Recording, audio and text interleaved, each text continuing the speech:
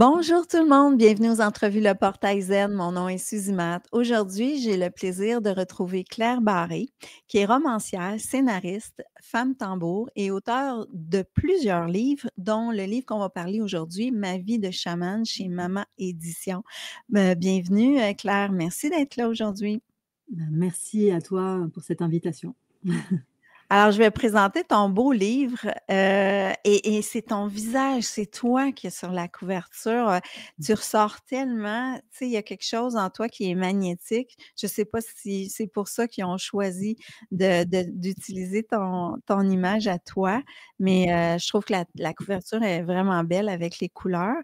Et puis là, sur la couverture, on voit que Stéphane Alix, hein, il a fait une préface, il a écrit que c'est un récit autobiographique d'une grande force et riche de profonds enseignements. C'est beau, ça.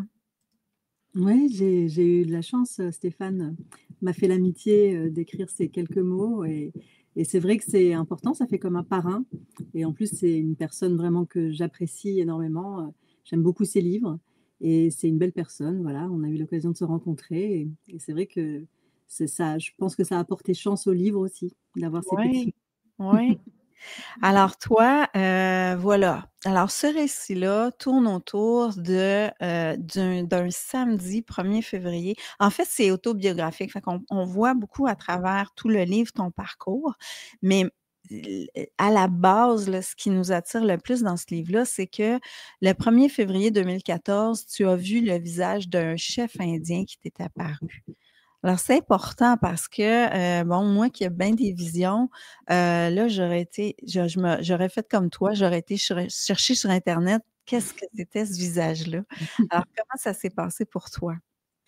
Et ben, alors moi, donc c'était, en effet un samedi, c'était il y a en 2014 et j'étais en famille avec, mon mari, nos 2 enfants, qui avaient peut-être 13 et 11 ans à l'époque et c'était une période de vie où tout allait bien, où j'avais pas du tout traversé, je sais pas moi, de choc émotionnel ou de deuil, enfin vraiment, j'étais même dans une très belle période de vie et c'était un jour, complètement banal et en fait, alors qu'on était en train de déjeuner tous les 4 dans la cuisine, on mangeait des pâtes, on buvait de l'eau, donc vraiment rien d'extraordinaire, très, très, Ouais. très banal encore une fois et là, tout d'un coup, en fait, j'ai vu, hem, d'abord, j'ai vu comme une espèce de tache, en fait, qui a commencé à apparaître, comme ça dans mon champ de vision et en fait, la tache, a pris une forme Mmh. et en fait, ça a pris la forme du visage, d'un chef amérindien avec une plume, tout ça et qui me regardait avec beaucoup d'intensité.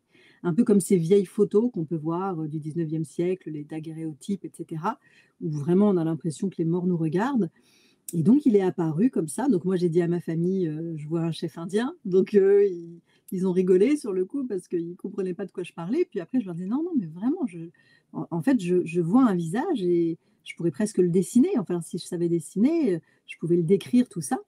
Mmh. Donc voilà, ça n'avait aucun sens et en fait plus les secondes passaient et plus la vision devenait, présente, intense.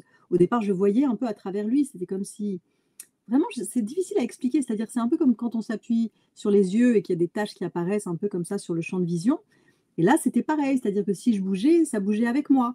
C'était vraiment une vision, qui était comme collée à moi et donc Je à un pense que moment tu as parlé de comme, du 3D ou, comme alors un hologramme. comme un hologramme, exactement, comme un hologramme, mais vraiment très vibrant, très vivant Mmh. et j'avais vraiment l'impression qu'il me regardait et que je ne pouvais absolument pas échapper à son regard, qui heureusement était bienveillant. Bienveillant, mais avec une autorité quand même. Et au bout d'un moment, en fait, c'était tellement parasitant, j'arrivais même plus à manger, j'arrivais plus à me concentrer. Je me suis levée de table, j'ai été dans le salon et donc j'ai été, sur Google. J'ai tapé chef indien et là, j'ai vu apparaître tous les visages de tous les chefs indiens les plus connus, et du coup, j'ai pu le reconnaître. J'ai vu son visage parce que encore une fois, quand je me suis levée, il m'a suivie. Il était vraiment collé à moi. Voilà, c'est comme si quelqu'un avait passé sa tête, dans mon aura et me Enlève le regardait, voile. quoi. C'est Ouais. ça, et que tout d'un coup, bah, à l'endroit où quelque chose aurait dû être invisible, quelque chose était visible et pour moi, encore une fois, je ne croyais en rien. J'étais quelqu'un de plutôt très rationnel, alors bon, avec un côté un peu artiste, poète, écrivain, donc oui, bien sûr, un accès au monde imaginaire, foisonnant et tout ça. Mais malgré tout ça, en fait, j'étais quelqu'un de plutôt assez rationnel et j'avais aucune spiritualité, rien de tout ça. Donc en fait, j'étais en train de vivre quelque chose qui pour moi n'existait pas, n'était pas possible. Donc Mmh. j'étais dans une espèce comment dire ça? D'endroit impossible quoi, où tout d'un coup votre raison vous dit: «Alors là, tu es en train de vivre quelque chose qui n'est pas possible et pourtant tu es en train de le vivre les yeux ouverts». J'ai vu apparaître les visages, j'ai cliqué sur le visage donc de mon hôte, enfin de celui qui s'était invité, dans ma vie et là j'ai vu qu'il s'appelait Sitting Bull et que donc c'était un grand chef amérindien qui en fait était très connu, que moi je ne connaissais pas. Je le connaissais vaguement de nom, j'avais déjà dû entendre son nom il y a très longtemps, dans mon enfance ou autre, mais c'est pas quelqu'un que je connaissais et j'ai commencé à lire un peu des choses sur lui parce que je me disais: «Bon, bah, si c'est lui qui m'est apparu, peut-être qu'en comprenant des choses sur sa vie, je vais comprendre pourquoi il a débarqué dans ma cuisine à Paris, voilà, un samedi midi». Et donc j'ai commencé à lire des choses, ça m'a beaucoup émue parce qu'en fait, je crois que bien sûr, je pense que je connaissais un peu l'histoire, des Amérindiens, des peuples premiers, des Premières Nations, je ne sais pas exactement comment on dit, mais je la connaissais de loin, c'est-à-dire que c'était pas quelque chose qui était, vraiment dans ma culture, on va dire, voilà, même pour moi j'avais vécu aux États-Unis quand j'étais petite, donc c'est vrai que pour moi, j'avais plutôt la version des Pilgrim Fathers qui arrivait, Thanksgiving, Ouais.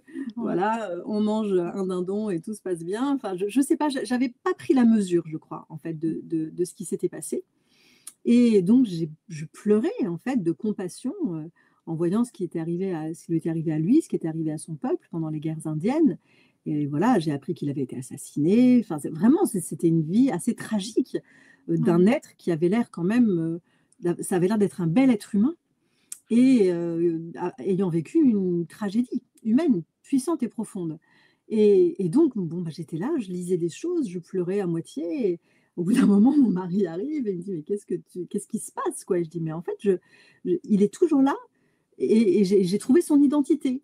Donc là, ça devenait, de plus en plus fou quelque part Il te et suivait même dans la douche.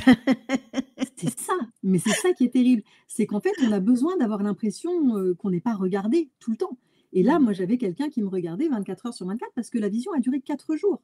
Pendant 4 jours entiers, je me réveillais le matin, j'ouvrais un œil, il était là, de plus en plus présent parce que plus les jours passaient, plus il était présent, plus l'air vibrait avec, quelque chose de vivant, quoi. Je ne sais pas, comme si les pixels de l'air s'étaient rassemblés et formaient quelque chose de plus en plus vivant. Au début, il était en noir et blanc, un peu sépia. Après, je voyais un ciel bleu derrière lui. Le deuxième jour, j'ai commencé à entendre des mots dans une langue que je ne connaissais pas et des Oh, sons de tambour. Donc, j'ai failli avoir un accident de voiture parce que j'étais en train de conduire quand c'est arrivé. aïe, aïe. Et donc, ça devenait de plus en plus parasitant. Je ne savais pas quoi faire de tout ça, en fait, parce que c'était, ça n'avait aucun sens, encore une fois. J'étais vraiment dans une faille où je n'arrivais plus à récupérer ma vie d'avant. C'est-à-dire que tout ce en quoi j'avais cru croire s'était effondré. C'est-à-dire que tout d'un coup, on pouvait voir des choses invisibles. Tout d'un coup, un homme mort à la fin du 19e siècle était venu me rendre visite et ne me quittait pas du regard. Et moi, j'avais l'impression qu'il fallait que je comprenne quelque chose. Mon but, c'était qu'il reparte, en fait, parce que c'était beaucoup trop parasitant d'avoir quelqu'un, bah, comme tu dis, qui va te suivre sous la douche ou quand tu veux faire pipi, tout ça. C'est très gênant, en fait, d'avoir quelqu'un Ouais, qui te regarde tout le temps. ouais. Et donc, je me disais, bon, quand j'aurai compris ce qu'il me veut, il repartira. C'est ça que je sentais à l'intérieur de moi, qu'il avait un message, en fait, à me délivrer. Mais par contre, il ne parlait pas et les seuls moments où j'ai entendu des mots, c'était dans une langue inconnue. Mmh. Et donc, en fait, à un moment, le dimanche, j'ai lu quelque part qu'il était considéré comme un chaman amérindien. Alors bon, en fait, il n'était pas chaman, hein, mais c'est ce que j'ai lu sur ce site. Et au moment où j'ai lu le mot chaman, je me suis dit: «Ah, mais c'est ça, il faudrait que j'aille voir un chaman», parce que du coup, un chaman croit aux esprits et comme il croit aux esprits, bah, il va peut-être pouvoir entrer en contact avec lui, lui demander ce qu'il veut, le prier de repartir aussi, une fois qu'il aura reçu le message Et en fait, tout d'un coup, voilà, je me suis dit: «Mais en fait, c'est la seule personne qui peut m'aider», parce que je me disais: «Bon, sinon, il faut que j'aille à l'hôpital psychiatrique, mais on va me mettre sous neuroleptique, et je Ouais, comprendrai mais jamais ce qui m'est arrivé», toi, attends une minute. Toi, déjà, tu avais un passé avec tes parents qui t'ont demandé de consulter souvent quand tu étais plus jeune. c'est ça. Ça, Ouais, donc, ça, tu ne voulais pas ça. non. Et ma question, c'est, avais-tu déjà eu un côté de toi qui était clairvoyant avant ou c'était vraiment le jour et la nuit avec cette expérience-là? Parce que, tu sais, pour que toi, tu puisses le voir, il faut que tu aies cette capacité-là de clairvoyance. J'ai pas en fait, je n'avais pas l'impression de l'avoir. OK. C'est-à-dire que quand j'étais jeune, j'entendais, des mots, des poèmes, des machins. Pour moi, c'était de la poésie, c'était de l'art, en fait. Donc j'entendais des mots qui me chuchotaient à l'oreille, je les écrivais, c'était des poèmes. J'avais Ah, l'impression que c'était la chose la plus importante du monde et qu'il fallait que je le transmette. Donc j'avais cette espèce de chose déjà. ouais. Après, je prenais quand même aussi, dans mon parcours de vie, comme j'ai été aussi très dépressive durant ma jeunesse, j'ai pris aussi beaucoup de substances, donc certaines qui m'ont fait beaucoup de mal et d'autres qui parfois me connectaient à des choses quand même assez, que moi je trouvais très belles. Et par exemple, bah, j'étais connectée aux oiseaux, au soleil, à la lune, aux étoiles. J'avais l'impression que les étoiles, me parlaient en fait, enfin qu'elles veillaient sur moi. J'avais des choses comme ça, mais que je rapprochais au fait de prendre, par exemple, du LSD ou des choses comme ça, ou qui peuvent mettre dans des états presque mystiques, on va dire. Quand on les prend, bien sûr, dans des bonnes conditions, voilà, et pas n'importe comment. Mais donc voilà, j'avais ces espèces d'élans mystiques-là, qui souvent étaient quand même provoqués par des substances ou par l'inspiration. Mais après, et j'avais un ami imaginaire quand j'étais enfant, donc si ça se trouve, je voyais un esprit, je sais pas, parce que moi, Ouais. j'en ai pas de souvenir de cet ami imaginaire. C'est mes sœurs et ma marraine qui m'en ont parlé, en me disant: «Mais tu sais, quand tu étais enfant, tu avais cet ami imaginaire», et quand elles me l'ont dit, ça m'est revenu, mais j'avais oublié. Est-ce qu'il y Donc avait un peut-être nom, cet ami-là? c'est comment? Il avait Est-ce qu'il y un nom? avait un nom? Oui, il s'appelait Pierrot. Pierrot? Pierrot, Ah oui. voilà. Ça aussi, ça m'a parlé dans ton livre Ouais. parce que j'avais plein de Pierrots dans ma chambre quand j'étais plus jeune. Ah! C'est C'est drôle. drôle. Ah ouais, bah oui, c'est ça. Donc voilà, c'était mon ami imaginaire enfant, donc il fallait lui dire bonjour, il fallait bref, moi je le voyais et je parlais avec lui, tout ça.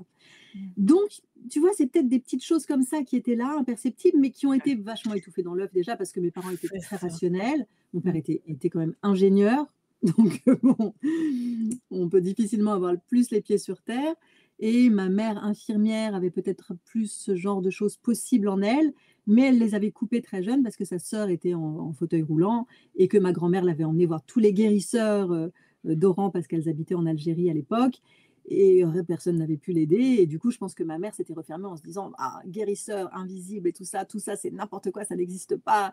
C'est voilà, et du coup, elle avait refermé ça, et OK. donc jamais il y a eu quelque chose comme ça chez moi, Mmh. qui aurait pu me mettre sur cette piste de toute façon. Ouais. Voilà, Mais on tout sent était la fermé. chamane qui était là.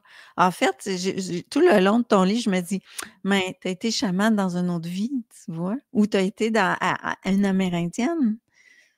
Alors ça, je ne sais pas exactement, ce qui s'est passé dans les autres vies, même si j'ai déjà Mmh. eu des contacts avec ces autres vies, en tout cas à travers les voyages chamaniques, tout ça. Mais je pense en effet que quand on revient, comme ça plusieurs fois sur cette terre, pour ceux qui pensent qu'on peut revenir, en effet, il y a certaines vies qui nous marquent plus que d'autres et Mmh. qui peuvent à un moment renaître, quoi. C'est-à-dire que je ne pense pas que ça vienne en effet du hasard ou que ça naisse comme ça d'un coup. Moi, Mmh. c'est l'impression que j'ai eue sur le moment.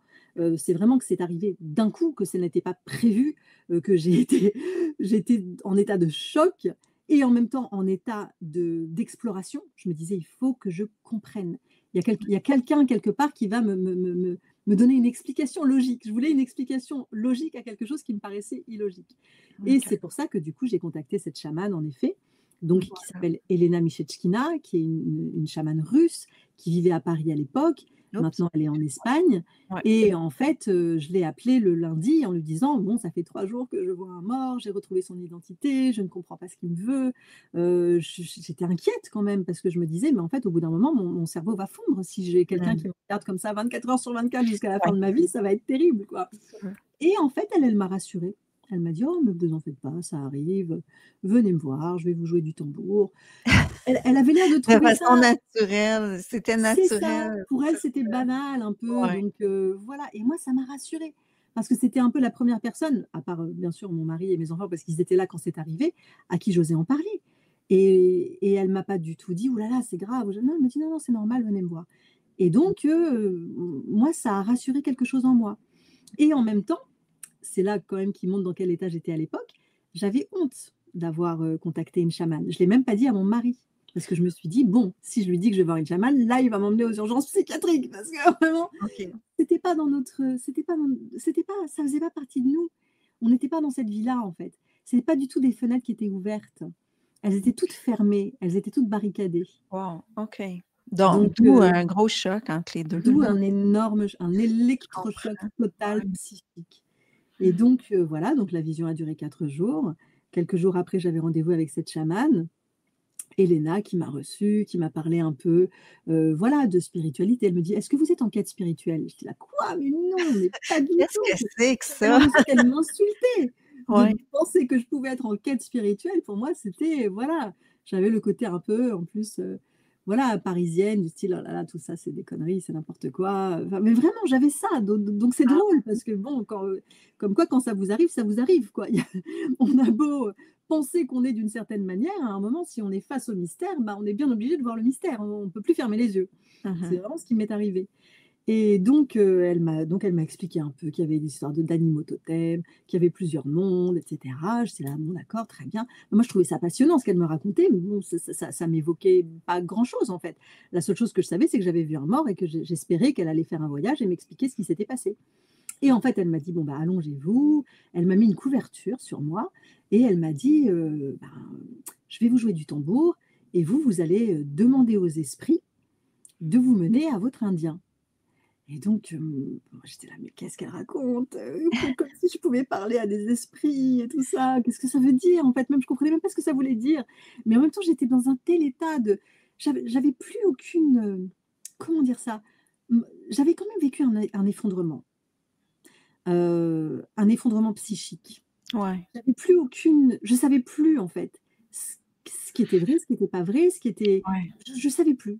En fait, il m'était ouais. arrivé quelque chose de tellement improbable et d'incroyable que du coup, j'étais perdue et je me disais vraiment: «I J'espère qu'elle va m'aider parce que si elle ne m'aide pas, vraiment, il y a que l'hôpital psychiatrique qui m'attend derrière» C'est ça. et donc j'avais quand même mis un immense espoir aussi dans cette rencontre avec cette chamane.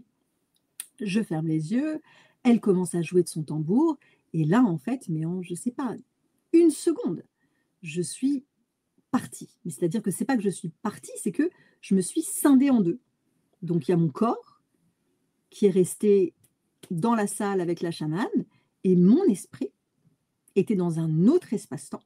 Il y avait quasiment plus aucun lien entre les 2, à part que j'avais quand même conscience de ce qui arrivait à mon corps, mais j'avais plus aucun pouvoir sur lui Mmh. et moi, le moi, c'était plutôt l'esprit et ben moi, j'étais dans une forêt.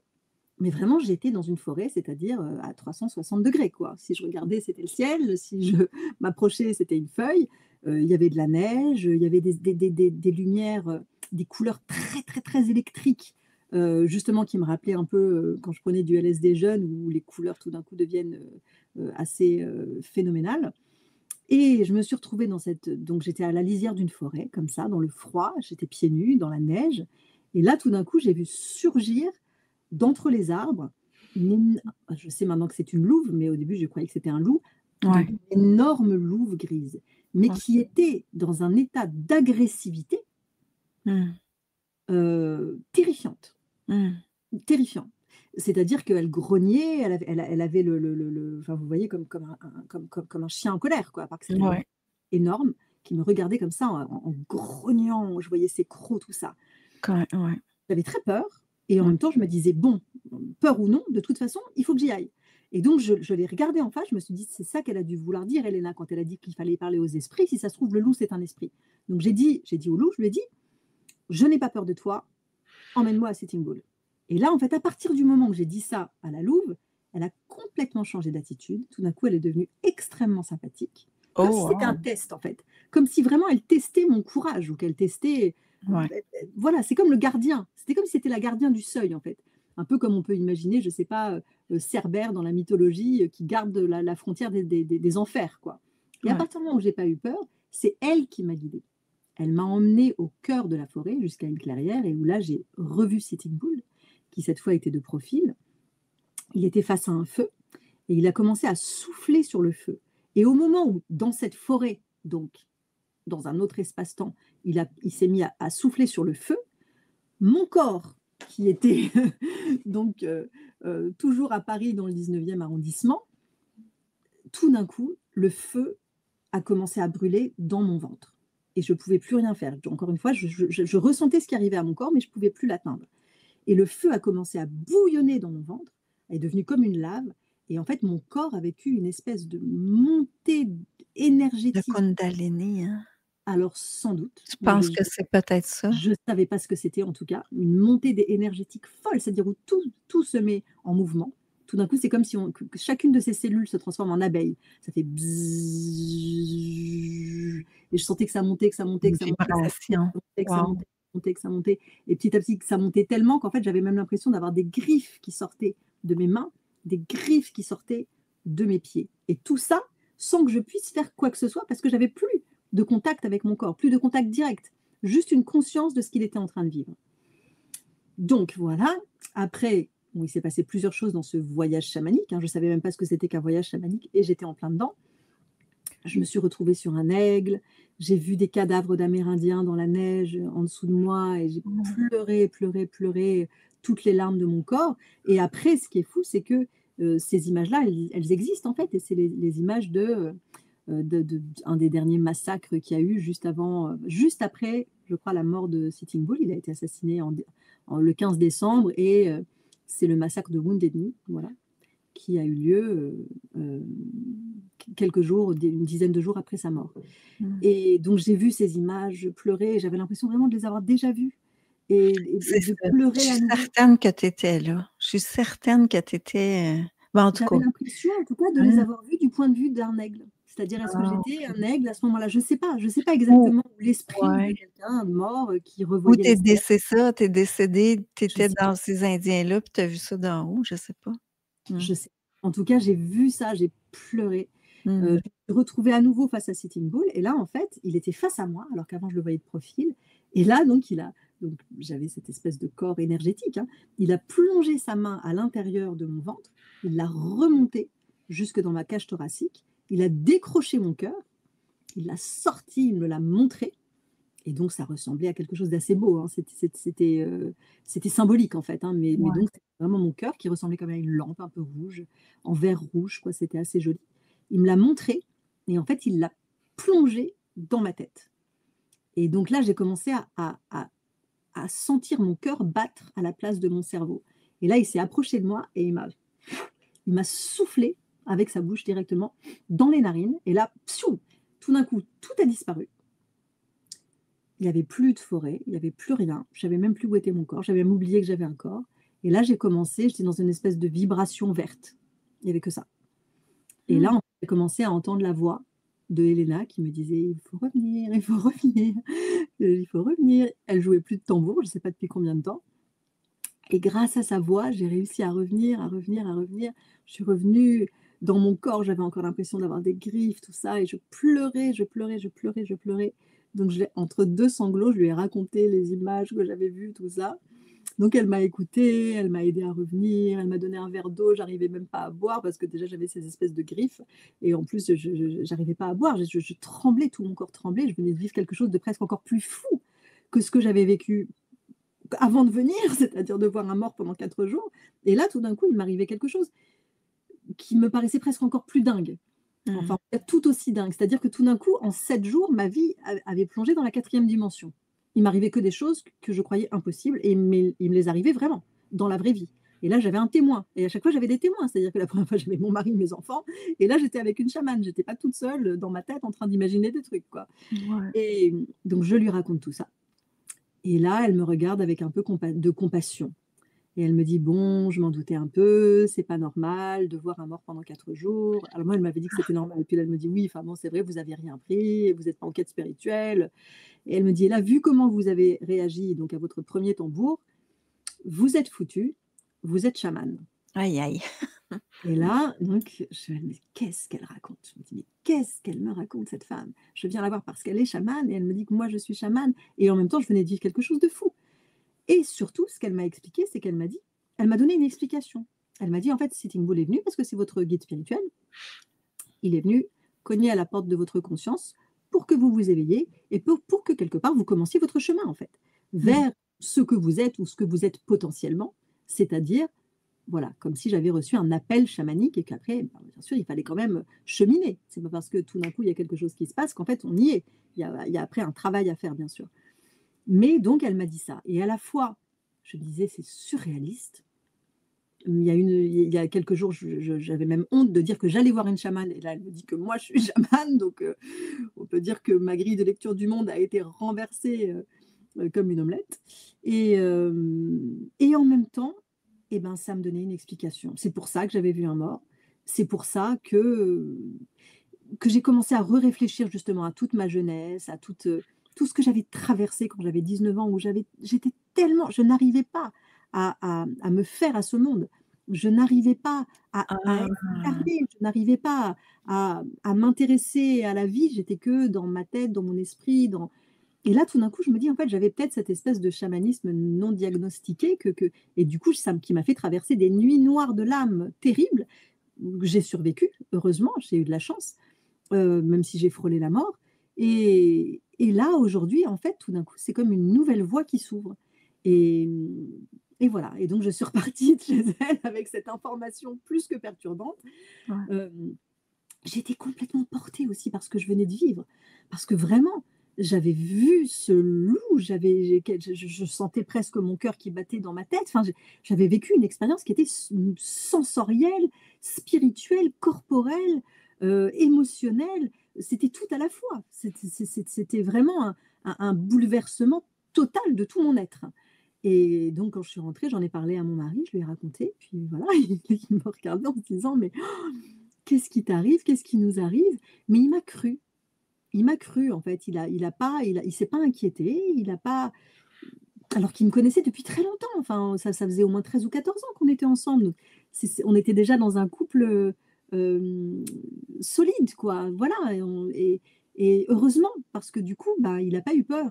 Il s'est dit: Mmh. «Bon, elle aurait pas inventé ça c'est sûr, je la connais quand même» il voyait bien que j'étais vraiment bouleversée, mais qu'en même temps, j'avais garder plus ou moins les pieds sur terre. C'est-à-dire que quand je voyais un mort, je savais bien que c'était bizarre de voir un mort. Enfin, c'est-à-dire que j'étais pas tombée dans une espèce de foi du jour au lendemain.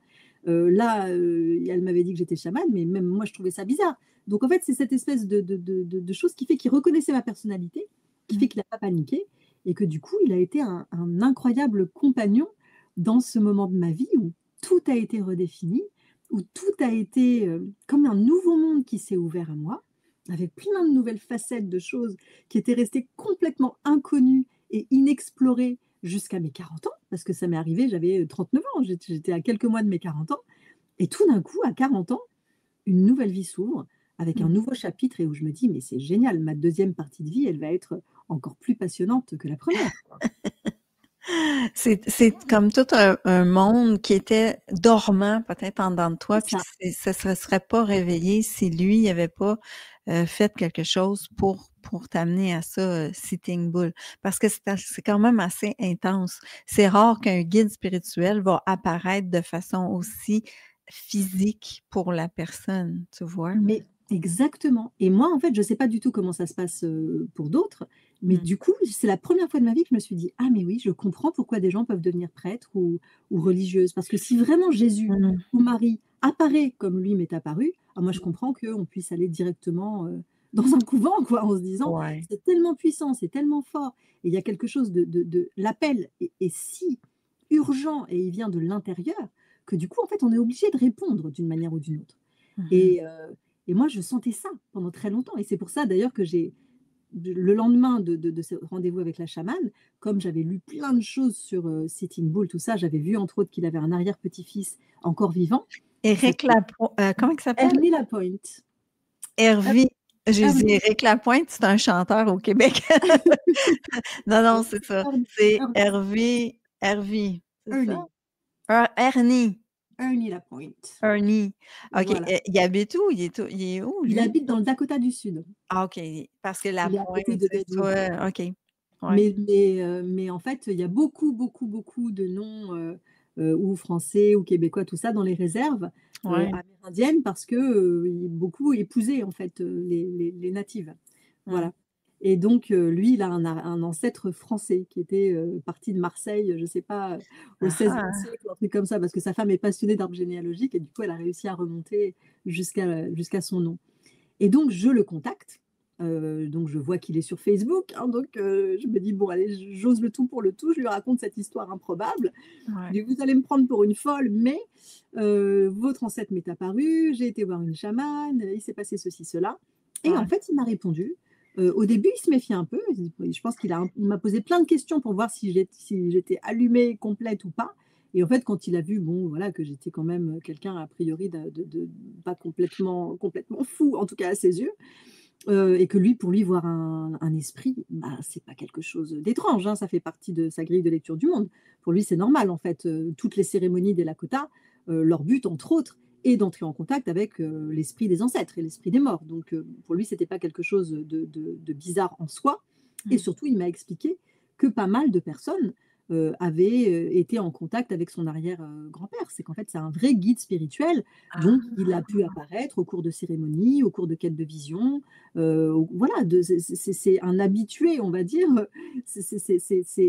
Pour lui, c'était pas étonnant et OK. lui-même l'a vu apparaître plusieurs fois. Donc voilà, donc c'est encore une fois, c'est un vrai guide spirituel, en fait, tout simplement. Wow! Et donc on a commencé à discuter et moi, comme je sentais qu'il fallait que je rende quelque chose à Sitting Bull, parce que j'ai très vite compris que c'était un cadeau qu'il m'avait fait quand même, en m'apparaissant et en m'ouvrant ce nouvel univers et ces nouvelles aptitudes et l'accès à ces voyages chamaniques qui sont quand même fabuleux et qui ont rempli ma vie, de manière, merveilleuse quand même et et donc j'ai voulu qu'on écrive un film ensemble sur son grand-père, parce que moi je suis scénariste à la base.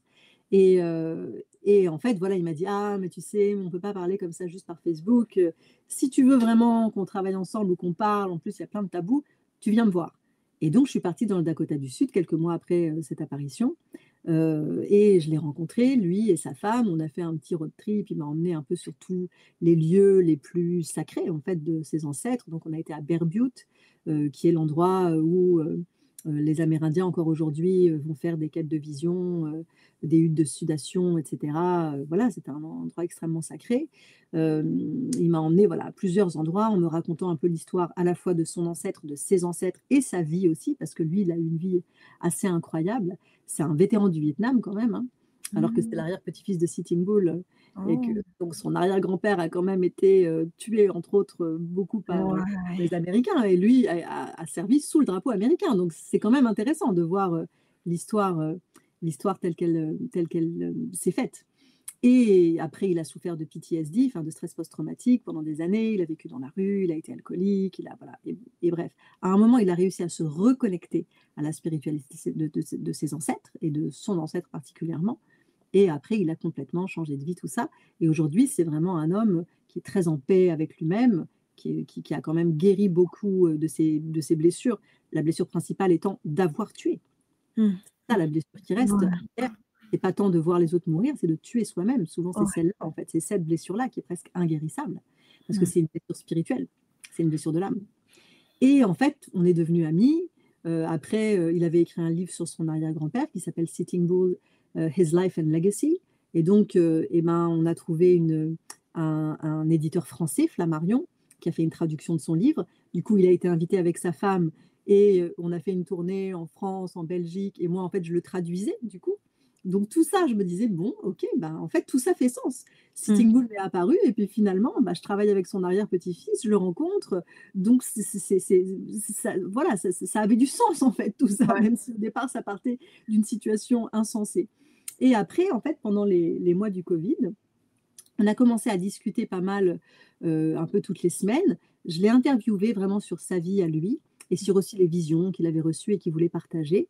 Mmh. Et après, j'ai écrit un livre sur lui. En fait, c'est presque une autobiographie, mais c'est moi qui ai écrit, quoi. Mais en fait, c'est lui qui m'a raconté sa vie. J'ai tout remis dans un livre. Et le Mmh. livre s'appelle Sundancer. Sagesse et vision d'un natif américain. C'est un très beau livre que je vous conseille parce qu'en fait, c'est assez rare que les natifs prennent la parole et c'est quand même une culture assez orale. Et Mmh. lui, il m'a fait une confiance aveugle puisque Ouais. j'ai écrit le livre en français. Wow. Il m'a raconté sa vie. J'ai tout mis dans un livre, je l'ai écrit en français, il n'a jamais lu le livre. Mais il savait que de toute façon, j'allais pas, trahir, ce qu'il m'avait dit et ce qu'il m'avait confié. C'est Mais ça. voilà, donc on a ce genre de lien-là qui s'est créé au fil des années. On est devenus amis. Il y a 2 ans, on est partis, dans le Dakota du Sud avec mon fils, qui est un jeune réalisateur, qui nous a filmés, qui a filmé Ernie, tout ça.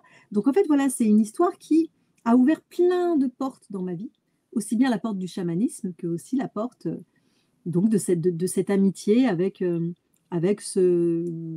en tout cas Ernie et ce lien, voilà, précieux avec Sitting Bull, qui est resté et où j'ai essayé d'être un peu comme une espèce d'ambassadrice, quoi. C'est-à-dire de remettre un peu la lumière, et ben sur leur peuple, sur leur spiritualité, sur, le message qu'ils avaient éventuellement encore, pourquoi pas, à transmettre. Voilà. Alors, toi, avec ce lien-là, tu t'es mis à travailler, à comprendre, à apprendre encore plus sur le chamanisme. Puis là, tu t'es procuré un tambour. Pourquoi femme tambour?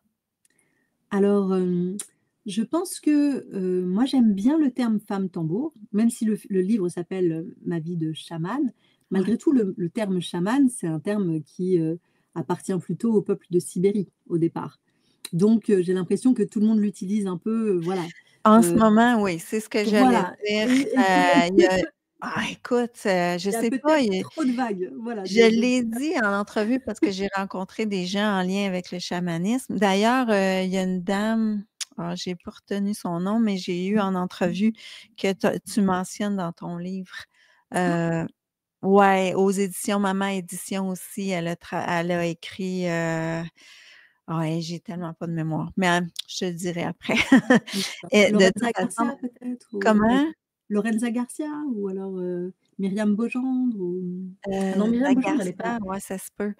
Hem, de je mais il y a comme eu cette vague-là, il y a quelque chose qui s'est monté l'année dernière avec le chamanisme qui est comme s'il y avait je sais pas comment l'expliquer, mais c'était comme une nécessité que ces mémoires-là se mettent de l'avant. Que ce contact-là avec la nature, avec les animaux totems, avec quelque chose une spiritualité plus, profonde. Puis tu vois, on se parlait tantôt avant l'émission, on parlait des par exemple, que j'ai des visions de la Vierge Marie, mais j'ose pas en parler parce que je trouve que c'est trop connecté à la religion, alors que c'est pas ça du tout. Donc, Mmh. il y a comme c'est comme une nécessité, puis ton livre, la même chose, il arrive dans cette vague-là, je sais pas pourquoi, mais il y a une force en lien avec ça. Il y a une force en lien avec ça, parce que je pense aussi qu'on a besoin de retrouver un lien sain à la nature, hein. Je crois que c'est ce que tu Ouais. disais tout à l'heure. C'est pas pour rien que c'est un Amérindien qui m'est apparu, c'est parce que quand même c'était des gardiens un peu de la nature, ils étaient en lien. Ils considéraient que l'arbre était comme un frère, que l'animal était comme un frère, ils se sentaient comme au milieu d'un cercle avec le monde du vivant, où il y a pas de hiérarchie. C'est pas l'homme qui est au-dessus de tout, c'est l'homme qui est au même niveau que tout et qui du coup doit aussi prendre soin et en prendre soin, entre autres, vraiment de cette terre qui l'accueille. Et après, je pense qu'en effet, cet éveil spirituel, moi, je pense que c'est une bonne chose. Peut-être que parfois, ça peut paraître trop, j'en sais rien, je sais pas. En tout cas, je sais qu'en 2014, quand ça m'est arrivé, c'était pas du tout comme ça, et que moi, Mmh. je me suis retrouvée très seule au début parce que j'avais personne à qui en parler. J'avais Ouais, très honte, j'osais pas dire ce qui m'était arrivé parce que je me disais: «Bon, bah, voilà, si je raconte ça, ça peut perdre tous mes amis, quoi». Ils vont tous se ouais. dire: «Bon, ça va, elle a trop fumé, quoi». Et aujourd'hui, ben, c'est vrai que c'est beaucoup plus simple d'en parler, donc tant mieux. Moi, je pense que c'est plutôt une bonne chose. Et après, pourquoi est-ce que moi j'aime bien Femme Tambour? Parce que c'est vrai que ma pratique principale, c'est le tambour. C'est vraiment lui qui m'emmène dans les états modifiés de conscience, les états amplifiés de conscience, et c'est grâce à lui que je peux aller justement chercher des choses, aider, et cetera. Et voilà, Femme Tambour, je trouve que ça me correspond. Et comme ça, bon, bah, je laisse aussi parfois le terme chaman, à ceux, des peuples premiers, particulièrement de Sibérie, dont vraiment le mot tire son origine. Mmh.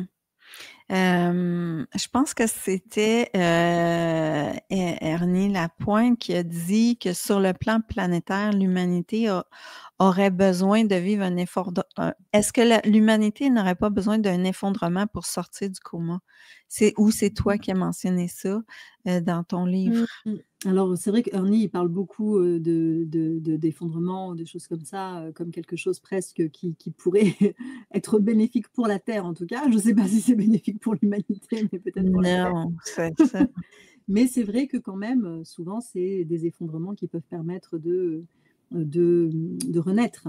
On dit pas de renaissance sans mort, quoi, d'une certaine manière. C'est-à-dire que même voilà. Après, moi, j'espère que les morts seront douces. Voilà, moi, j'aime beaucoup la douceur.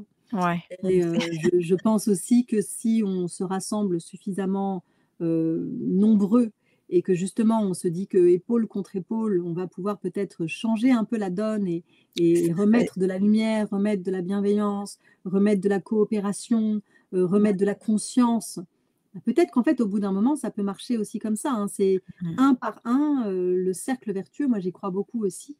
Et voilà, et que chacun doit déjà travailler en soi, à trouver la paix à l'intérieur de soi. Et c'est peut-être ça le travail d'une vie et le travail le plus complexe, hein. Et quand tout est un peu un reflet de tout. Donc en fait, je pense que plus il y a des personnes qui vont quand même travailler sur elles-mêmes, essayer de retrouver le sens du collectif, peut-être, le sens de la bienveillance, le sens de la douceur, de la tendresse, et sans voir ça comme quelque chose de ridicule, mais au contraire comme quelque chose de beau, de profond et de puissant. Et ben, peut-être que là, quelque chose peut aussi changer très vite. Et moi, je ne sais pas si on est obligé forcément de s'effondrer, quoi. Moi, j'espère qu'on n'est pas toujours obligé de s'effondrer pour renaître et que parfois on peut renaître en douceur. Mais bon, c'est vrai que on peut pas dire que Ouais. va bien, ça c'est certain. Mais Ce que j'ai entendu ou vu ou parlé avec des gens, c'est que c'est toujours possible de changer la donne en créant le changement en dedans de soi, puis au niveau énergétique aussi. Fait que même la prière de façon collective peut aider, tu vois. Fait que on sait pas. donc c'est pour ça, je pense qu'il faut continuer quand même, il ne faut pas baisser les bras, en tout cas. Non. Et il faut se dire que la guérison est possible, mais c'est un chemin, donc ce sera vraiment long. Et il faut y croire. Moi, je crois que c'est ça, en fait, qui manque, c'est l'espoir. Donc c'est ça qu'il faut cultiver. Et plus l'espoir sera là et plus l'espoir sera fort. Et on peut dire que l'espoir, l'espérance, c'est vraiment des émotions qui sont extrêmement puissantes à l'intérieur de l'être humain. Souvent, elles sont étouffées, elles sont dans le coma, elles sont endormies, mais en fait, elles peuvent renaître. Et je pense que si ces émotions-là renaissent, comme ça peut arriver parfois face à, en effet, je ne sais pas moi, un raz-de-marée, quelque chose, et tout d'un coup, le collectif reprend le dessus, les gens se dépassent pour aider les autres, s'oublient un peu eux-mêmes. Alors, il y aura toujours, bien sûr, ceux qui vont piller les maisons, en profiter, faire je ne sais quoi. Mais ce n'est pas la majorité, moi, je ne crois pas. Non. Moi Et non. donc, il y a quand même une majorité de gens qui ont du cœur. Ouais. Et donc, peut-être de réussir à retrouver, à refaire pousser à l'intérieur de soi cet espoir, cet espoir, ce cœur. Et moi, ça ne me semble pas quelque chose d'impossible. Voilà, après, peut-être que je suis un décrottable optimiste et humaniste. Ben, je préfère. De toute façon, c'est une meilleure énergie à avoir en dedans de soi. Oui, Hein? ouais, je Et pense. puis, bon, donc, ton livre va parler de ton parcours, va parler de différentes étapes que tu as suivies. Et pour aider les gens, je pense que c'est un témoignage pour aider les gens dans leur propre cheminement. Parle-moi un petit peu de ton expérience. Je vais terminer avec ça parce que ça fait déjà presque 45 minutes, mais juste me parler un peu de ton expérience avec la ayahuasca. Il y a aussi la diatrose, mais ça, bon, les gens ils pourront le découvrir. Ce que j'avais aimé dans une de tes expériences, c'est que tu es allé dans un tunnel, ça avait l'air d'un tunnel cosmique. Sculpté dans le cosmos, aspiré par une force, tu t'es élevé dans une immensité sans but ni fin et le je avait disparu. Le je était inexistant. Tu vois, je fais beaucoup de cheminement par rapport aux enseignements d'Eckhart Tolle, puis c'est la première chose qu'on apprend, c'est ça, c'est d'être l'observateur plutôt que. Puis je pense qu'on est dans cette ouverture de conscience, puis dans ce cheminement-là. Fait que toi, tu l'as vécu dans cette expérience-là? Ah, c'était une expérience, d'une puissance inouïe, Mmh. qui s'est passée en plusieurs étapes, hein, et ça, c'était Ouais. vraiment la dernière étape. C'est-à-dire que d'abord, je me suis retrouvée dans des espèces d'antichambres, un peu entre la vie et la mort, où je voyais des âmes qui passaient, tout ça, Wow. et qui était une expérience un peu déroutante, Ouais. heu, et même parfois qui me faisait de la peine. Et à un moment, je me suis dit: «Bon, il faut que je rie parce que sinon, en fait, si je commence à rentrer là-dedans, je vais rester coincée dans cet espace», et c'était un espace un peu inconfortable. OK. Et à partir du moment où j'ai réussi à rire un peu de moi, même de ma propre tristesse à être là, c'est là que je me suis retrouvée tout d'un coup dans cet espace, Mmh. cette, c'est difficile à expliquer, exprimer, hein, une espèce d'endroit qui ressemblait comme à une espèce de pyramide de lumière, de bibliothèque, à la fois, hem, je ne sais pas comment expliquer, en fait, de vibrations encore.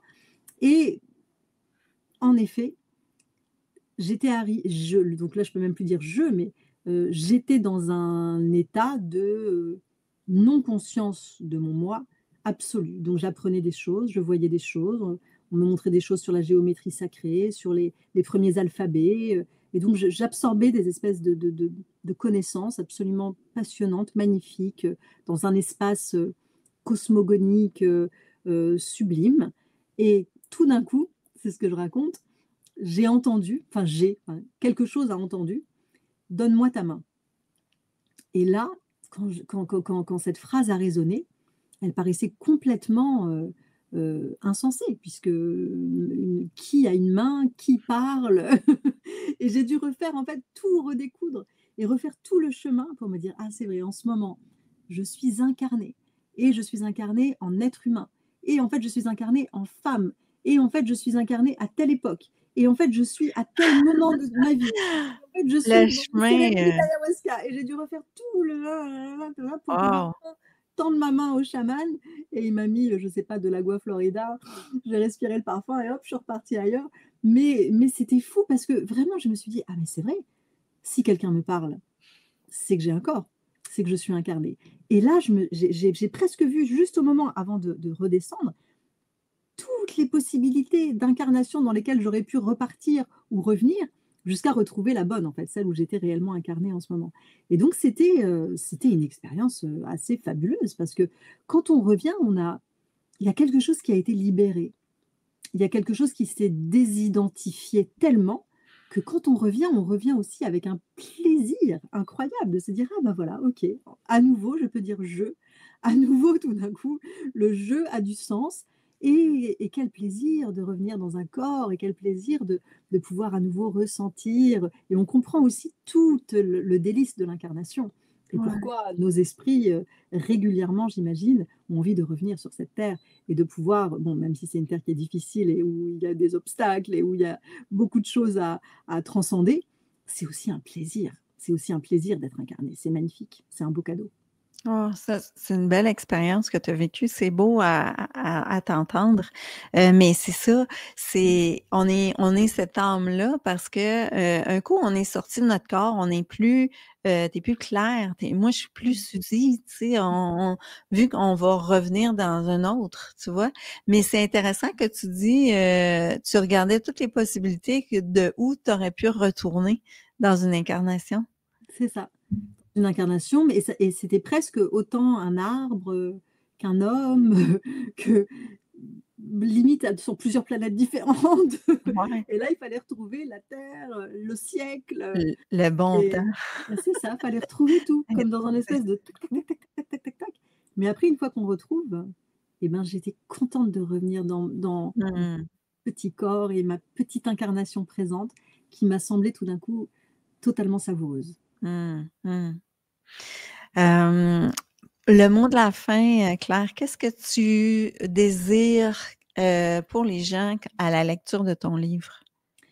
Je pense que j'ai écrit ce livre aussi parce que, j'avais besoin peut-être de partager. J'ai vécu, bah, des choses assez sombres et assez dures quand j'étais jeune, et vraiment j'ai vécu, hem, le vrai désespoir, c'est-à-dire Mmh. vraiment le désir de mort, en fait, le désir de désincarnation. J'avais l'impression que je m'étais trompée, que j'aurais jamais dû, renaître sur cette terre et que j'avais envie de repartir. À 16 ans, je voulais repartir, ce qui est quand même tragique et je pense que ça m'a semblé important d'écrire ce livre. Pourquoi? Pour montrer que même en vivant des choses comme ça, des désespoirs profonds, des addictions profondes, on peut finalement, à un moment, s'en sortir, Mmh. retrouver le goût de la vie, retrouver la joie de vivre et que ça vaut la peine en fait de continuer, d'aller un peu plus loin, de se Mmh. dire que finalement la nuit noire, quand on la traverse, c'est atroce et c'est dur et on a l'impression que ça ne Mmh. se rallumera jamais Ouais. et en fait ça peut se rallumer. Voilà et je pense que Mmh. c'est aussi pour ça que j'ai voulu écrire à cœur ouvert, donc sans nier les ombres, que j'ai traversées. Au contraire, pour pouvoir justement montrer comment on peut aussi décider à un moment d'être l'architecte de sa vie et de ne pas s'arrêter à l'ombre et de C'est voir un ce qu'il y a choix. derrière cette ombre. Ouais, c'est un choix. Ça me touche parce que, tu vois, moi, j'avais un frère qui a été, beaucoup dans la drogue Mmh. et puis qui s'est suicidé. Tu Mmh. vois? Fait Ouais, que, il y a toujours un choix. Ça fait que ouais. si vous sentez qu'il y a pas d'avenue, c'est pas vrai. Mmh. Arrêtez de Mmh. croire ça. Il y a Mmh. toujours des avenues, puis en plus, il y a eu des gens qui ont voulu l'aider juste avant, tu vois? Fait que Ouais. c'est toujours là. Fait que c'est un peu, c'est bon ton livre pour ça. C'est un Mmh. message, tu vois, d'espoir. Fait que, je vais leur remontrer avant de montrer que j'ai encore des larmes. Ah bah, ouais, mais je comprends, ma pauvre. Ah, Oh là ça là. ça m ça c'est venu me toucher. Alors, Mmh. ben, je vais inviter les gens à se procurer ton livre. C'est un livre là, c'est comme vous entrez dans un univers. C'est vraiment dans ton univers et puis, c'est hyper, hyper intéressant. Alors, Ma vie de chamane chez Maman Éditions, je vous conseille vraiment de lire ce livre. Merci beaucoup Claire. Merci à toi. C'était un vrai plaisir de pouvoir parler avec toi. Merci. Est-ce que les gens, il y a s'ils veulent en apprendre plus sur toi, est-ce que tu les diriges vers un site internet ou, Alors j'ai pas qu'est-ce que vraiment de tu fais en site, ce mais par moment? contre, je suis sur Instagram, sur Facebook, voilà, je suis assez Parfait, facile à joindre si les gens veulent, d'accord. me parler. Je vais mettre les liens. Merci, un grand merci. Merci à tous. Merci. Au revoir.